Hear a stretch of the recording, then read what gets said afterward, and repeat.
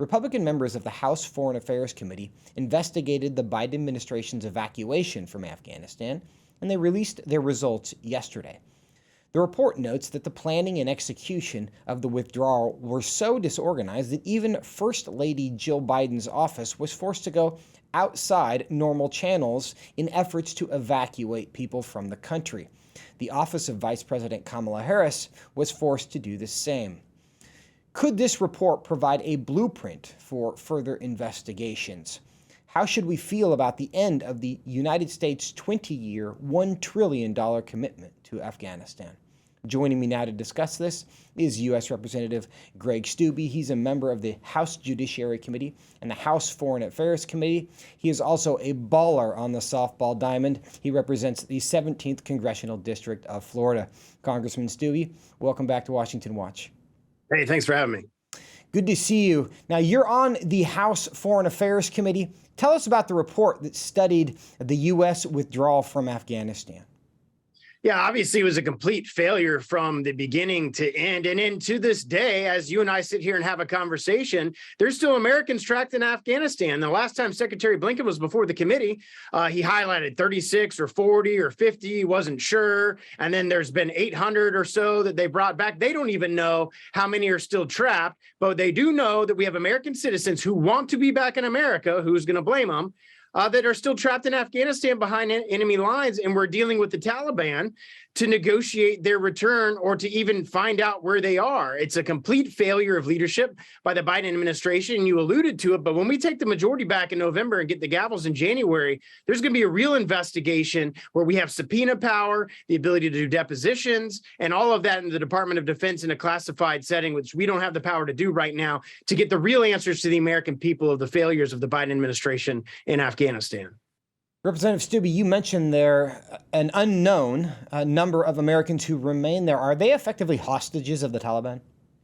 We haven't gotten any information from Blinken when we ask him that question. We know that there are Americans that want to get out of the country, but we don't know any details, and it's fuzzy what details state has in their possession, these people's contact information. The Taliban's taken over the entire country. We don't have assets on the ground anymore, so there's no real ability to communicate with anybody there in Afghanistan, and they've shut down all communication structures. So I would love to get more answers. I think Republicans would like to get more answers, that the American people want to know what's going on in Afghanistan, that we've left Americans there, and we're just not getting answers from this administration. And the mainstream media is just not going to talk about it because it shows how poor the leadership is from the White House and from the President, Commander-in-Chief, Joe Biden. Your colleague, your Representative Michael Mccall, he's the top Republican on the House Foreign Affairs Committee, was on CBS's Face the Nation yesterday. Here's what he had to say about the intelligence reports from Afghanistan prior to the withdrawal. The intelligence community got it right, so there's no failure on the intelligence side, nor the Pentagon. They called it right. The problem was the White House and State Department putting their head in the sand, not wanting to believe what they were saying, and therefore not adequately planning. Steube, do you agree that this was a political failure rather than an intelligence failure?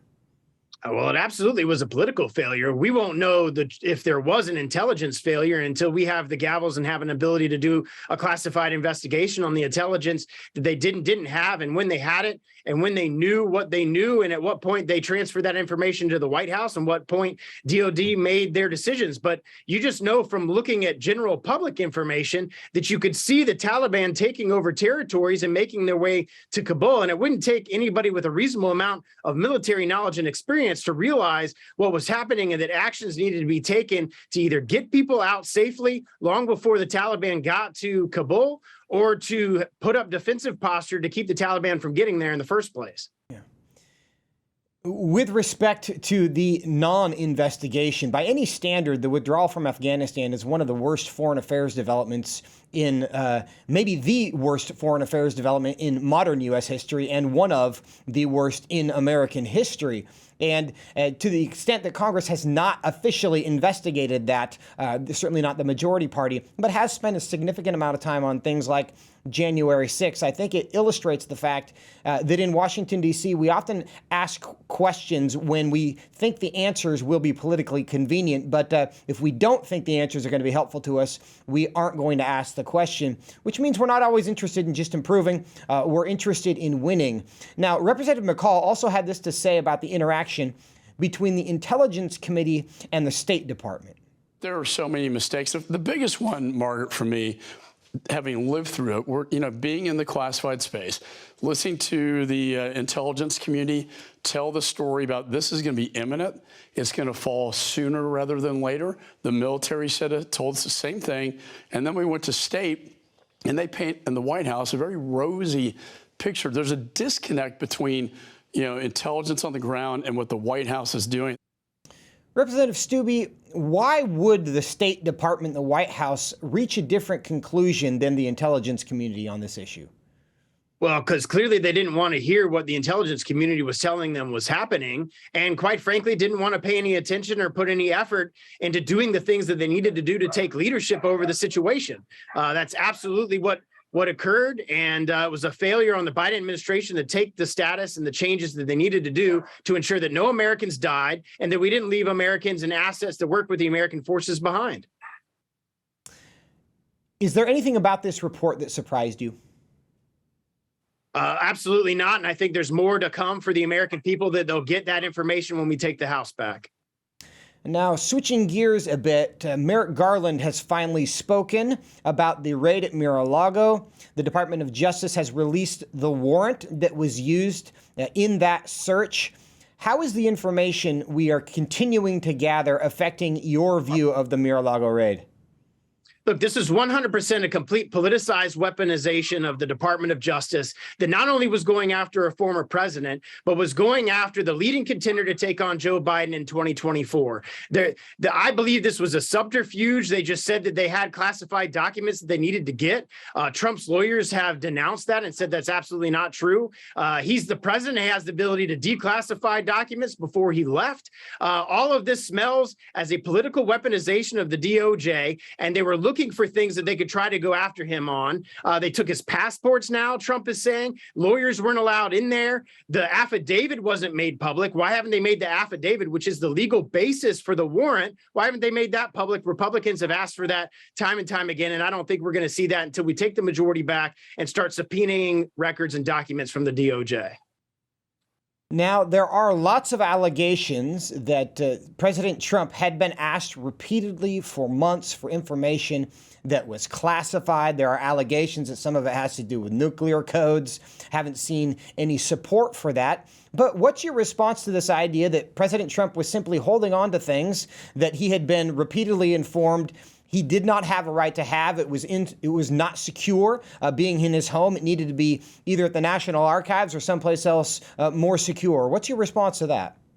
There were 15 boxes of documents that they gave to the National Archives. The lawyers said that that whatever documents he had left, all they had to do was put an additional lock on it and it was fine. This was completely made up and fabricated information. If they don't have anything to hide, then make public the affidavit that was the basis for the search warrant and let the American people decide for themselves. Did you have any, you've seen the warrant, and there's been some discussion about whether this warrant was within the bounds of protocol for the Department of Justice. Do you have any opinion on that?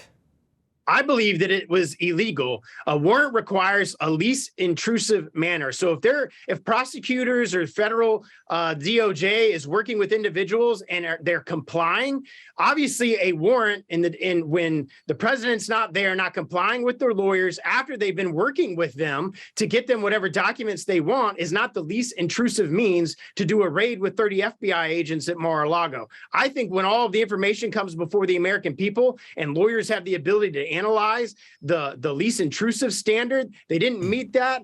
They violated it, which would be against the law.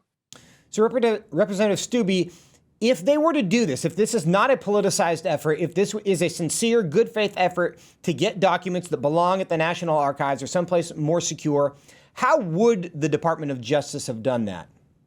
Well, look at the documents that Obama had, 30 million documents. Hillary Clinton whitewashed and acid washed a server, and nothing was ever done to them. And they actually had information that was of a classified nature. We still don't know if classified documents were or weren't there. I'm certainly not going to take the information of the DOJ on face value. And that's why it's so important for us to take the majority back in November to get the subpoena power of the committees to be able to investigate this fully and get the answers to the American people. And to that point, Representative Steube, the last question I have, do you think this issue, this dilemma that the public and the Department of Justice and the White House are now facing, can it be resolved in a way that gives the public faith that the Department of Justice is working on behalf of justice and not someone's political interests? The only way that this can be resolved so the American people can know that they don't have a politicized, weaponized DOJ is for all the information to come before the American people. And they're hiding the affidavit. They're hiding information. They're not being transparent with the American people. So right there, people see it for what it is at face value. And if it takes Republicans to take the majority back to investigate it, then that tells you all the answers that you need to know that it's being a complete politicized weaponization of the DOJ. And that is certainly the opinion of a lot of Americans right now. It took several days for the Department of Justice to say anything. When they finally spoke, it certainly didn't answer all the questions. We will continue to ask those questions. But Representative Steube, we thank you for coming on to discuss this with us today. Thanks so much. Yeah, thanks for having me.